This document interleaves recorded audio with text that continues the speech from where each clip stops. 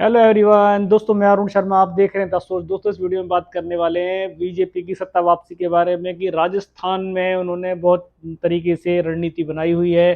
क्या ये रणनीति काम होनी है और इस पे वो परिवर्तन यात्रा का स्टार्ट करने वाले हैं सितंबर में, और इस पे क्या तैयारी हुई है। तो डिबेट को शुरू करते हैं और मुद्दे की बात करते हैं। दोस्तों आते हैं वीडियो पे।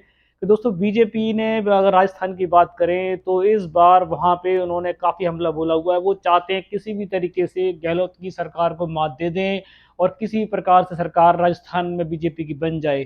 पर उन्होंने इसके चलते हुए अपने अडियल रवैये को देखते हुए उन्होंने अपने गुट के नेताओं को ही नाराज कर रखा हुआ है। और अगर वो परिवर्तन यात्रा की बात कर रहे हैं, इसमें उसको थोड़ा साफ है उनका।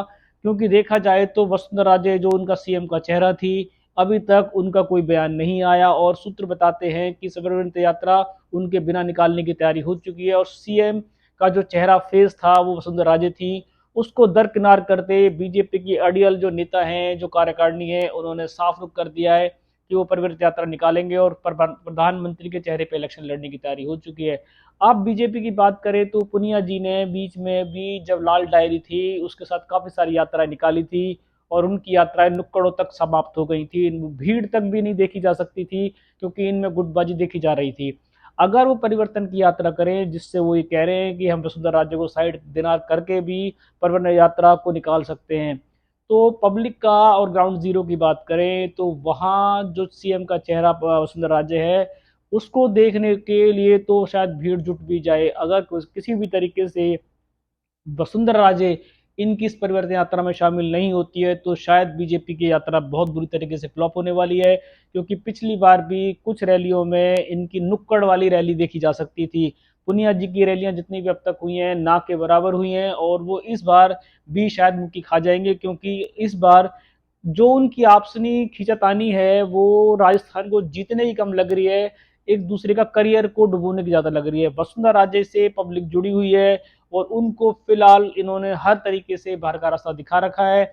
और अभी सिर्फ एक अटकलें और तेज होने वाली हैं कि अगर इनको किसी भी तरीके से वसुंधरा राजे को अगर रैली में ये नहीं ला पाए तो इनकी रैली का अगर आप हाल देखोगे तो जो ग्राउंड जीरो की पब्लिक से ओपिनियन की बात आती है वो बताती है कि अगर वसुंधरा राजे किसी भी तरीके से परिवर्तन यात्रा में शामिल नहीं होती है तो पब्लिक शायद इनकी रैली में आएगी नहीं। ये भीड़ नहीं जुटा पाएंगे। इस इलेक्शन तो बहुत दूर की बात है। और पर बीजेपी ये चाहती है कि हम किसी भी तरीके से प्रधानमंत्री के चेहरे पर ये इलेक्शन जीत जाएं और परिवर्तन यात्रा से शायद हम गहलोत की सरकार को गिरा देंगे।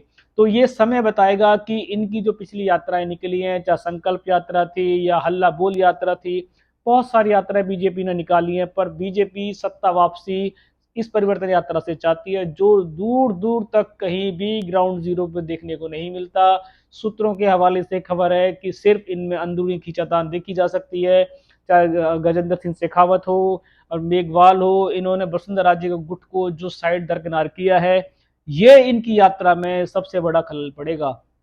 और अभी सिर्फ ये एक खाना पूर्ति करना चाह रहे हैं कि सिर्फ केंद्र से आदेश के ऊपर ये स्टेट के नेताओं को दरकिनार करके यात्रा निकालना इतना सहज नहीं होगा।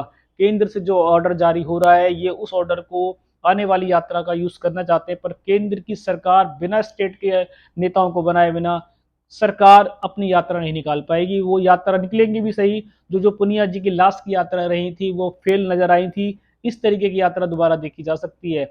अगर वसुंधरा राजे से इनका दोबारा किसी प्रकार से गठबंधन नहीं होता है तो ये यात्रा महाफ्लॉप यात्रा होगी। जो चुनावी और पब्लिक की जो ओपिनियन पोल है, हम इसकी पुष्टि नहीं कर सकते। हो सकता है कि बीजेपी इस परिवर्तन यात्रा के द्वारा अपनी सत्ता वापसी के द्वारा आसार जगा ले, पर कुछ भी हो सकता है, हो भी सकता है और नहीं भी हो सकता। पर फिलहाल अभी जो टीम ने वर्क किया, जो संदेश हमारे तक पहुंचा है, उस पर यही पहुंचा है कि जिन्होंने स्टेट के नेताओं को जो दरकिनार किया है, केंद्र से आदेश के ऊपर स्टेट के नेताओं को दरकिनार करके यात्रा निकालना, भीड़ जुटाना इतना सहज बीजेपी के लिए नहीं होगा।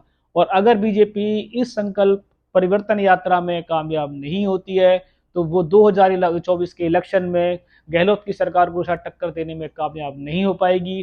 पब्लिक का रुख बता देगा कि शायद ये पब्लिक इनको पसंद कर रही है या नहीं कर रही है। फिलहाल अभी ये आक्रामक रूप में नजर आ रहे हैं।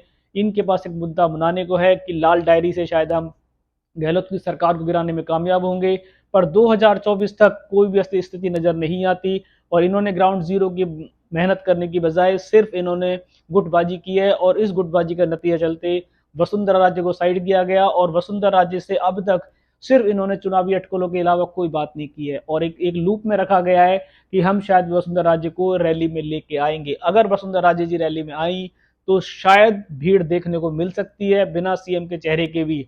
और अगर किसी भी तरीके से स्टेट के नेताओं को अगर ये नहीं ला पाए तो ये रैली नुक्कड़ रैली में नजर आएगी। इंतजार करते हैं दोस्तों इस सितंबर में होने वाली परिवर्तन यात्रा का और इस पे क्या अपडेट होंगे, क्या प्रतिक्रिया आएंगी, क्या वसुंधरा राजे इस रैली में शामिल होंगी, क्या वो इनका हिस्सा बनेंगी, क्या पुनिया जी की ये फिर रैली नुक्कड़ रैली में साबित होगी, ये मैं आपको बताऊंगा अगले डिबेट के साथ। अगर आप चैनल में पहली बार जुड़े हैं तो आप चैनल को सब्सक्राइब कर सकते हैं ताकि 2024 में जो संग्राम होने वाले हैं, चुनावी बिल्कुल बच चुके हैं, तरह तरह की जो प्रतिक्रियाएं होंगी मैं आपको ला के दूंगा। टीम प्रॉपर वर्क करेगी और आपको सच से जाहिर कराई जाएगी कि ग्राउंड जीरो पे हो क्या रहा है। दोस्तों मिलता हूँ नए डिबेट और इस परवनी यात्रा के नए रिव्यू के साथ, तब तक अपना ध्यान रखें। नमस्कार दोस्तों।